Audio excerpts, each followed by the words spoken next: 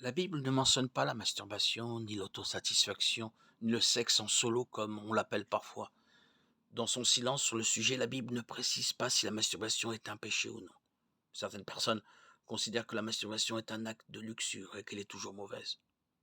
D'autres pensent qu'elle implique une fonction corporelle et n'a rien à voir avec le péché. L'histoire d'Onan dans Genèse 38, 9-10 est un passage fréquemment associé à la masturbation. Certains interprètent ce passage comme un signifiant que répandre sa semence, le gaspillage de sperme, est un péché.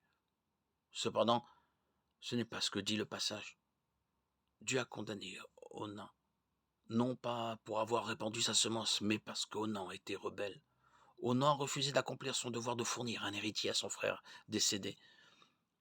Le passage ne parle pas de masturbation, mais de l'accomplissement d'une obligation familiale.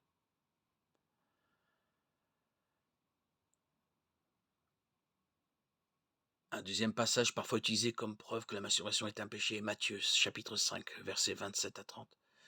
Jésus parle de ne pas avoir de pensée charnelle et dit ensuite, si ta main droite est pour toi une occasion de péché, coupe-la et jette-la loin de toi.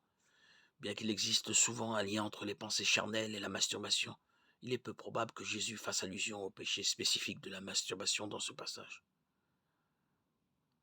Bien que la Bible ne parle nulle part explicitement de la masturbation, elle décrit le but des rapports sexuels selon 1 Corinthiens chapitre 7, versets 2 à 5, que chacun ait des relations sexuelles avec sa femme et que chaque femme ait des relations sexuelles avec son mari.